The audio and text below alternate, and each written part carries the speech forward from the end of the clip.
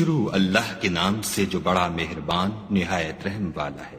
لوگو اپنے پروردگار سے ڈرو کہ قیامت کا زلزلہ ایک حادثہ عظیم ہے۔ اے مخاطب، جس دن تو اس کو دیکھے گا اس دن یہ حال ہوگا کہ تمام دودھ پلانے والی عورتیں اپنے بچوں کو بھول جائیں گی اور تمام حمل والیوں کے حمل گر پڑیں گے، اور لوگ تجھ کو متوالے نظر آئیں گے مگر وہ متوالے نہیں ہوں گے بلکہ عذاب دیکھ کر مدہوش ہو رہے ہوں گے۔ بے شک خدا کا عذاب بڑا سخت ہے۔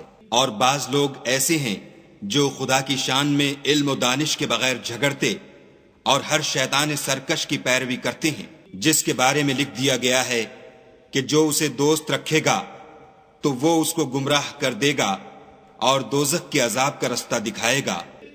لوگو اگر تم کو مرنے کے بعد جی اٹھنے میں کچھ شک ہو تو ہم نے تم کو پہلی بار بھی تو پیدا کیا تھا، یعنی ابتدا میں مٹی سے، پھر اس سے نطفہ بنا کر، پھر اس سے خون کا لوتھڑا بنا کر، پھر اس سے بوٹی بنا کر، جس کی بناوٹ کامل بھی ہوتی ہے اور ناقص بھی، تاکہ تم پر اپنی خالقیت ظاہر کر دیں، اور ہم جس کو چاہتے ہیں ایک میعاد مقرر تک پیٹ میں ٹھہرائے رکھتے ہیں، پھر تم کو بچہ بنا کر نکالتے ہیں، پھر تم جوانی کو پہنچتے ہو، اور بعض قبل از پیری مر جاتے ہیں، اور بعض شیخ فانی ہو جاتے اور بڑھاپے کی نہایت خراب عمر کی طرف لوٹائے جاتے ہیں کہ بہت کچھ جاننے کے بعد بالکل بے علم ہو جاتے ہیں۔ اور اے دیکھنے والے، تو دیکھتا ہے کہ ایک وقت میں زمین خشک پڑی ہوتی ہے، پھر جب ہم اس پر مہ برساتے ہیں تو وہ شاداب ہو جاتی اور ابھرنے لگتی ہے اور طرح طرح کی بارونق چیزیں اگاتی ہے۔ ان قدرتوں سے ظاہر ہے کہ خدا ہی قادر مطلق ہے جو برحق ہے، اور یہ کہ وہ مردوں کو زندہ کر دیتا ہے، اور یہ کہ وہ ہر چیز پر قدرت رکھتا ہے، اور یہ کہ قیامت آنے والی ہے، اس میں کچھ شک نہیں، اور یہ کہ خدا سب لوگوں کو جو قبروں میں ہیں جلا اٹھائے گا۔ اور لوگوں میں کوئی ایسا بھی ہے جو خدا کی شان میں بغیر علم و دانش کے اور بغیر ہدایت کے اور بغیر کتاب روشن کے جھگڑتا ہے اور تکبر سے گردن موڑ لیتا ہے تاکہ لوگوں کو خدا کے رستے سے گمراہ کر دے، اس کے لیے دنیا میں ذلت ہے، اور قیامت کے دن ہم اسے عذاب آتش سوزاں کا مزہ چکھائیں گے۔ اے سرکش، یہ اس کفر کی سزا ہے جو تیرے ہاتھوں نے آگے بھیجا ہے، اور خدا اپنے بندوں پر ظلم کرنے والا نہیں۔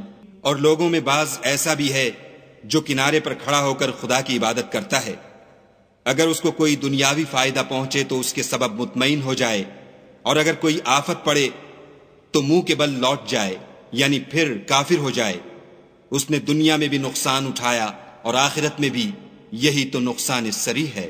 یہ خدا کے سوا ایسی چیز کو پکارتا ہے جو نہ اسے نقصان پہنچائے اور نہ فائدہ دے سکے، یہی تو پرلے درجے کی گمراہی ہے۔ بلکہ ایسے شخص کو پکارتا ہے جس کا نقصان فائدے سے زیادہ قریب ہے، ایسا دوست بھی برا اور ایسا ہم صحبت بھی برا۔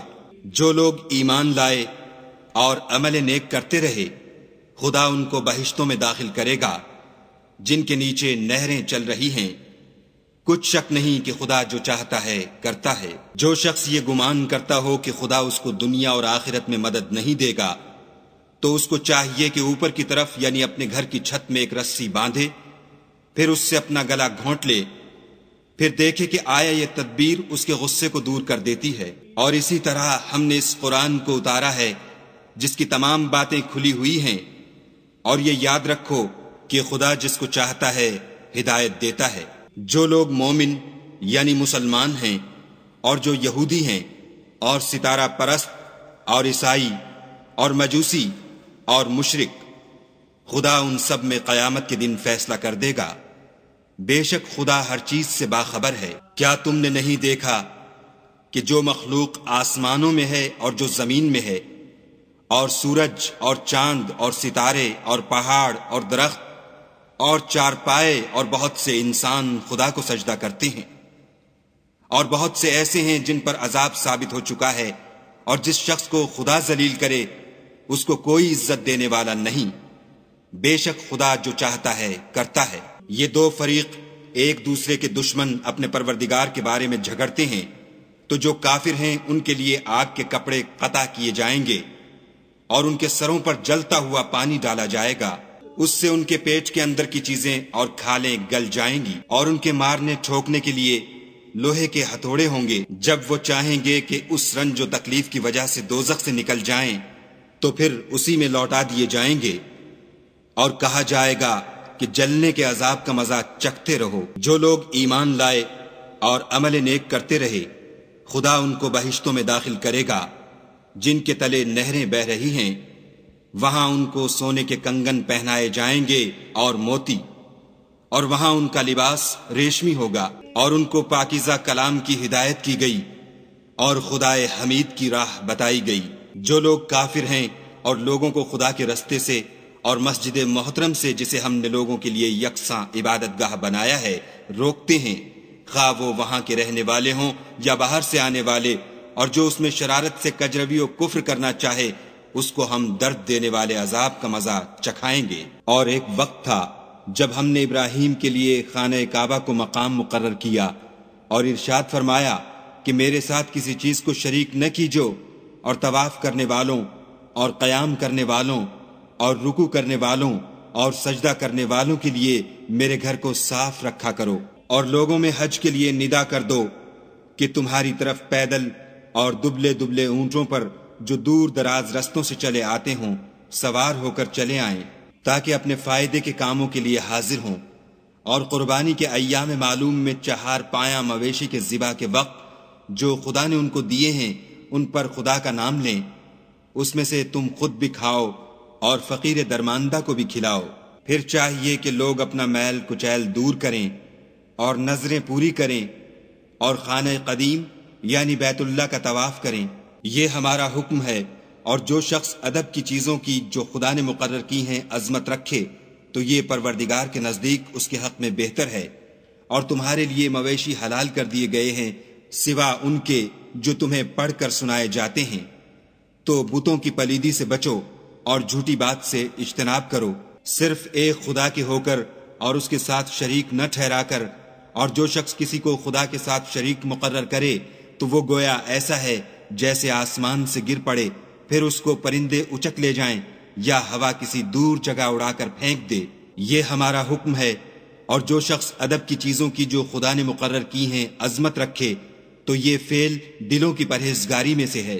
ان میں ایک وقت مقرر تک تمہارے لیے فائدے ہیں، پھر ان کو خانہ قدیم یعنی بیت اللہ تک پہنچنا اور ذبح ہونا ہے۔ اور ہم نے ہر ایک امت کے لیے قربانی کا طریق مقرر کر دیا ہے، تاکہ جو مویشی 4 پائے خدا نے ان کو دیے ہیں ان کے ذبح کرنے کے وقت ان پر خدا کا نام لیں۔ سو تمہارا معبود ایک ہی ہے، تو اسی کے فرما بردار ہو جاؤ اور عاجزی کرنے والوں کو خوشخبری سنا دو۔ یہ وہ لوگ ہیں کہ جب خدا کا نام لیا جاتا ہے تو ان کے دل ڈر جاتے ہیں، اور جب ان پر مصیبت پڑتی ہے تو صبر کرتے ہیں اور نماز آداب سے پڑھتے ہیں، اور جو مال ہم نے ان کو عطا فرمایا ہے اس میں سے نیک کاموں میں خرچ کرتے ہیں۔ اور قربانی کے اونٹوں کو بھی ہم نے تمہارے لیے شعائر خدا مقرر کیا ہے، ان میں تمہارے لیے فائدے ہیں، تو قربانی کرنے کے وقت قطار باندھ کر ان پر خدا کا نام لو، جب پہلو کے بل گر پڑیں تو ان میں سے کھاؤ، اور قناعت سے بیٹھ رہنے والوں اور سوال کرنے والوں کو بھی کھلاؤ۔ اس طرح ہم نے ان کو تمہارے زیر فرمان کر دیا ہے تاکہ تم شکر کرو۔ خدا تک نہ ان کا گوشت پہنچتا ہے اور نہ خون، بلکہ اس تک تمہاری پرہیزگاری پہنچتی ہے۔ اسی طرح خدا نے ان کو تمہارا مسخر کر دیا ہے تاکہ اس بات کے بدلے کہ اس نے تم کو ہدایت بخشی ہے اسے بزرگی سے یاد کرو۔ اور اے پیغمبر صلی اللہ علیہ وآلہ وسلم، نیکوکاروں کو خوشخبری سنا دو۔ خدا تو مومنوں سے ان کے دشمنوں کو ہٹاتا رہتا ہے، بے شک خدا کسی خیانت کرنے والے اور کفران نعمت کرنے والے کو دوست نہیں رکھتا۔ جن مسلمانوں سے خواہ مخواہ لڑائی کی جاتی ہے ان کو اجازت ہے کہ وہ بھی لڑیں، کیونکہ ان پر ظلم ہو رہا ہے، اور خدا ان کی مدد کرے گا، وہ یقیناً ان کی مدد پر قادر ہے۔ یہ وہ لوگ ہیں کہ اپنے گھروں سے ناحق نکال دیے گئے، انہوں نے کچھ قصور نہیں کیا، ہاں یہ کہتے ہیں کہ ہمارا پروردگار خدا ہے۔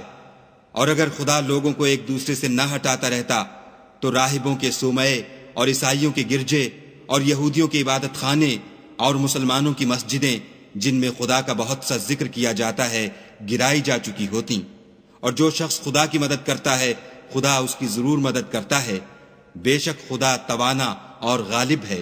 یہ وہ لوگ ہیں کہ اگر ہم ان کو ملک میں دسترس دیں تو نماز پڑھیں اور زکوٰۃ ادا کریں اور نیک کام کرنے کا حکم دیں اور برے کاموں سے منع کریں، اور سب کاموں کا انجام خدا ہی کے اختیار میں ہے۔ اور اگر یہ لوگ تم کو جھٹلاتے ہیں تو ان سے پہلے نوح کی قوم اور عاد اور سمود بھی اپنے پیغمبروں کو جھٹلا چکے ہیں، اور قوم ابراہیم اور قوم لوط بھی، اور مدین کے رہنے والے بھی، اور موسیٰ بھی تو جھٹلائے جا چکے ہیں۔ لیکن میں کافروں کو مہلت دیتا رہا، پھر ان کو پکڑ لیا، تو دیکھ لو کہ میرا عذاب کیسا سخت تھا۔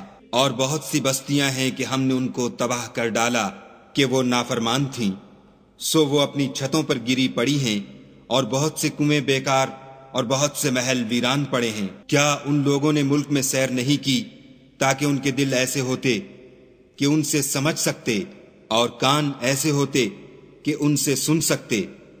بات یہ ہے کہ آنکھیں اندھی نہیں ہوتی، بلکہ دل جو سینوں میں ہیں وہ اندھے ہوتے ہیں۔ اور یہ لوگ تم سے عذاب کے لیے جلدی کر رہے ہیں، اور خدا اپنا وعدہ ہرگز خلاف نہیں کرے گا۔ اور بے شک تمہارے پروردگار کے نزدیک ایک روز تمہارے حساب کے روح سے 1000 برس کے برابر ہے۔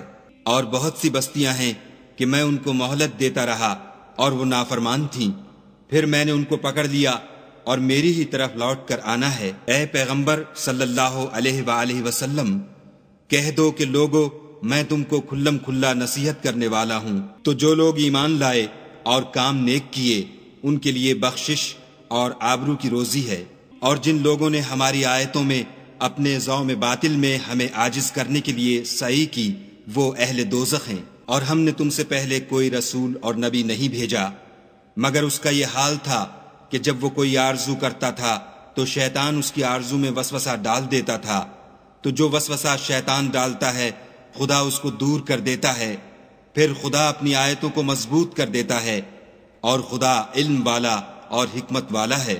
غرض اس سے یہ ہے کہ جو وسوسہ شیطان ڈالتا ہے اس کو ان لوگوں کے لیے جن کے دلوں میں بیماری ہے اور جن کے دل سخت ہیں ذریعہ آزمائش ٹھہرائے۔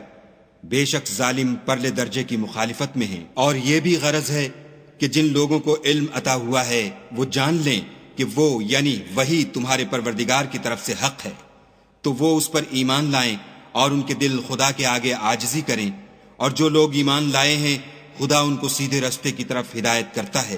اور کافر لوگ ہمیشہ اس سے شک میں رہیں گے یہاں تک کہ قیامت ان پر ناگہاں آ جائے یا ایک نامبارک دن کا عذاب ان پر آ واقع ہو۔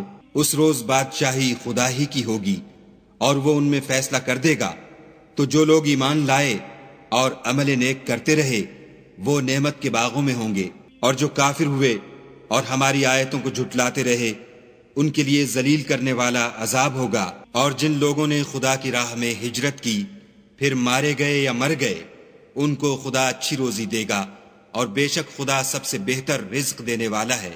وہ ان کو ایسے مقام میں داخل کرے گا جسے وہ پسند کریں گے، اور خدا تو جاننے والا اور بردبار ہے۔ یہ بات خدا کے ہاں ٹھہر چکی ہے، اور جو شخص کسی کو اتنی ہی ایذا دے جتنی ایذا اس کو دی گئی، شخص پر زیادتی کی جائے تو خدا اس کی مدد کرے گا۔ بے شک خدا معاف کرنے والا اور بخشنے والا ہے۔ یہ اس لیے کہ خدا رات کو دن میں داخل کرتا ہے اور دن کو رات میں داخل کرتا ہے، اور خدا تو سننے والا دیکھنے والا ہے۔ اس لیے کہ خدا ہی برحق ہے، اور جس چیز کو کافر خدا کے سوا پکارتے ہیں وہ باطل ہے، اور اس لیے خدا رفیع الشان اور بڑا ہے۔ کیا تم نہیں دیکھتے کہ خدا آسمان سے مے برساتا ہے تو زمین سرسبز ہو جاتی ہے؟ بے شک خدا مہربان اور خبردار ہے۔ جو کچھ آسمانوں میں ہے اور جو کچھ زمین میں ہے اسی کا ہے، اور بے شک خدا بے نیاز اور قابل ستائش ہے۔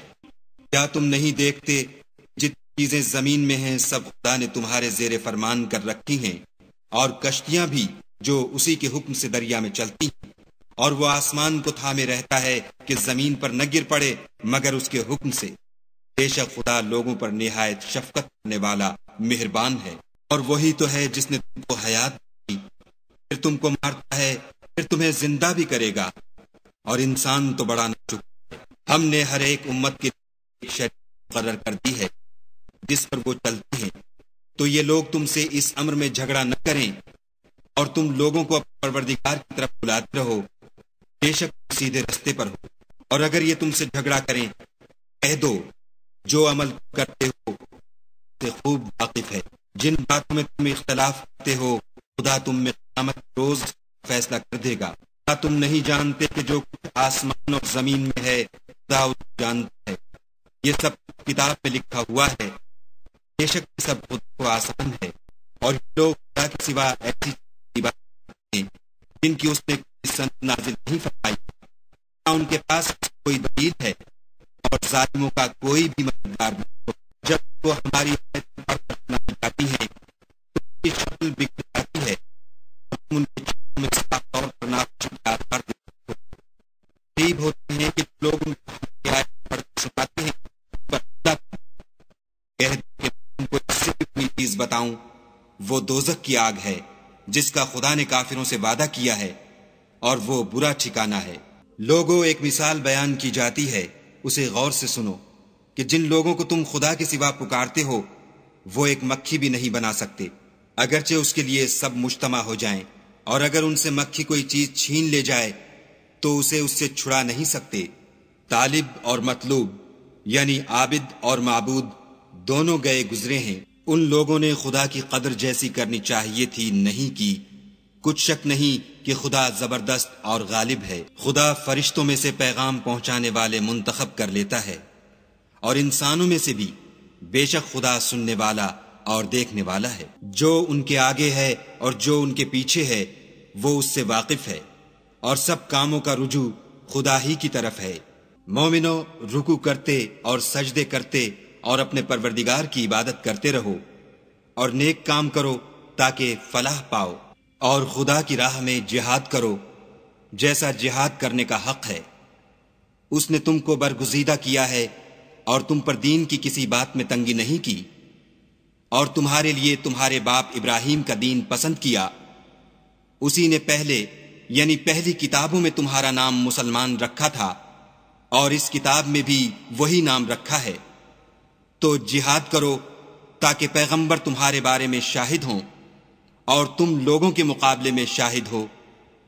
اور نماز پڑھو اور زکوٰۃ دو اور خدا کے دین کی رسی کو پکڑے رہو. وہی تمہارا دوست ہے اور خوب دوست اور خوب مددگار ہے.